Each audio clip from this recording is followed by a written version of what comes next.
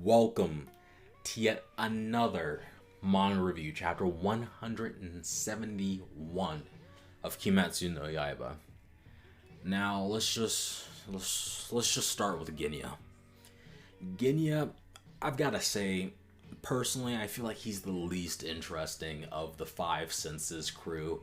You know, the characters that represent the five senses: touch, taste, smell, whatever, blah blah blah. He has to be the least interesting, at least for me. Because I think it's because he was just fully introduced into the cast way too late into the series. We had Tanjiro since the beginning. We had Inosuke and Zenitsu since around chapter 30-ish. Kanao, she was absent for pretty much the entirety of the manga, except for a couple of chapters. But in those couple of chapters, her character was introduced, like her personality was introduced, and her strength was established. She became a part of the cast, even though she was absent for most of the series. You know, like she actually became, I guess, a member of the crew, the MC crew, the cool kids crew. While with Genya, we had to wait all the way until the Swordsman Village arc for him to be fully introduced into the cast, for him to fully become a member of the manga. I don't know what else to say right there, but like, it just took so long. Like, and in the Swordsman Village arc, where he was fully introduced into the cast, where he became an actual character, he just felt so small. I'm not going to sit here and say that he did absolutely nothing the entire arc, because he did help defeat Upper Moon 4. It's just that he felt so small compared to all the other characters in the series. Like, he kind of just felt like fodder. And he kind of gives off that vibe even like in this arc. In this arc, he appears, he shows up to fight Upper Moon 1, and immediately gets decimated. Like, completely clowned on. And he has to leave it up to his brother. Except, well, now, in this chapter, he gets to eat some Upper Moon 1's hair and gets a little bit of a regeneration boost. And it seems he wants to also eat Upper Moon 1's sword, too, which will probably give him a pretty massive power boost. Maybe even give him a blood demon art of his own. Hopefully. Even then, I feel like it just... Because, you know, everyone's been saying it. This arc has been given off kind of a series finale type vibe. Like, this might actually be the final arc. And I feel like it's just too late almost to make Genya interesting, at least for me. I know there are a bunch of other people who really like Genya. I'm not hating on his character. I don't think his character is bad or anything. He's just not particularly engaging. Like the other Five Senses characters, I love them all. I love those four. Then there's Genya, and it's just like, what? Like, he just feels so tacked on in both this arc and the Swordsman Village arc, if you know what I'm saying. It's one thing to introduce him so late into the series. It's another thing to introduce him late and have him be incredibly weak. It would have been better if, in the Swordsman Village arc, he showed off that he also had a blood demon art of his own, maybe.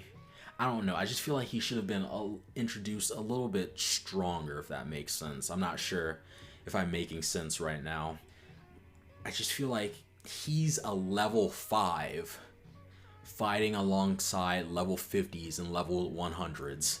That's the vibe I'm getting right now. He should be a lot stronger, I feel, if he's supposed to be participating. I know he's getting his power up now and everything, but I just feel like he should have had it earlier. But I don't know. Now, the rest of this chapter, sorry, I had to gulp right there. You had to be subjected to my ASMR. But the rest of the chapter was mostly fighting until we get to that final page. this beautiful art piece Sorry about that noise in the background. My air conditioner just turned on. But like this absolutely work of art. Like I hate using this word because it's so overused. It's become a buzzword. It's lost most of its meaning at this point, and it's just a buzzword. And the word is edgy.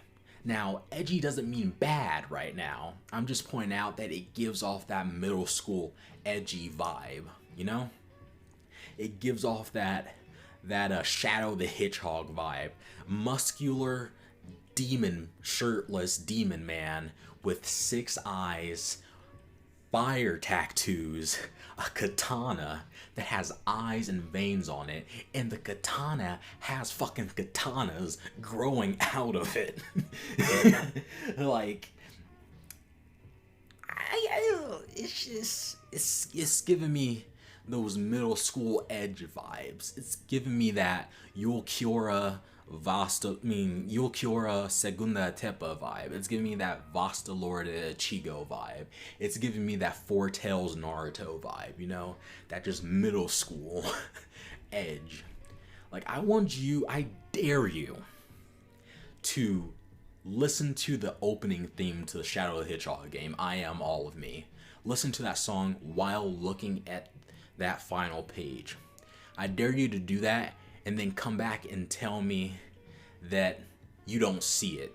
Like, it's not bad. I just need to point out the beauty of this page. It's not bad by any means. I don't think it's bad. I don't think it's stupid. It's beautiful. It's art. I'm speechless. It's just an amazing page.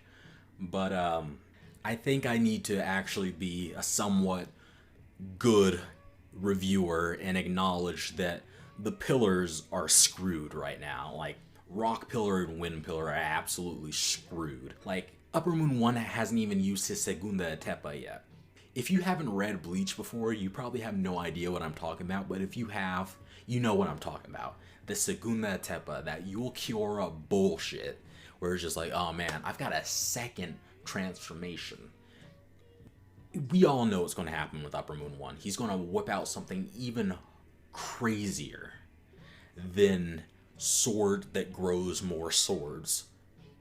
And the pillars are screwed as it is.